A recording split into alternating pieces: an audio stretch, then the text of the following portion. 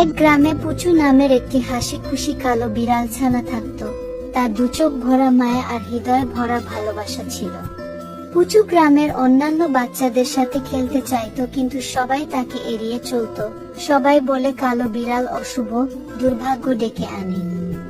সে সবার সাথে মিশতে পারত না। কেন সবাই এমন করে তা পুচু বুঝতে পারে না।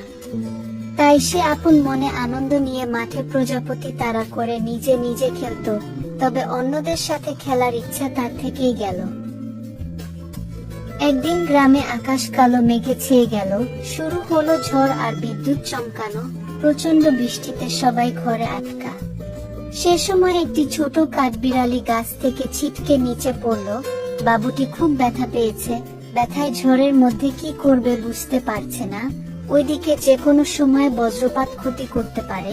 এই অবস্থায় কেউ সাহায্য করতে আসতে পারছে না। তখন পুচু কিছু না ভেবেই বেরিয়ে পড়ল ওই বাবুটিকে সাহায্য করতে। সে যথাসম্ভব দ্রুত দৌড়াতে লাগলো। পুচু তাড়াতাড়ি বাবুটিকে তুলে নিল।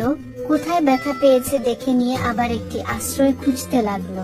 একটি বড় গাছ দেখে তার নিচে আশ্রয় নিল। পুচু কাঠবিড়ালিটিকে ঘিরে জড়ো হয়ে বসলো, যাতে ঝড়ের মধ্যে সে একটু আরাম পায়। পরদিন সকালে কাঠবিড়ালিটিকে গাছে তুলে দিতেই সবাই তাকে ঘিরে ধরলো।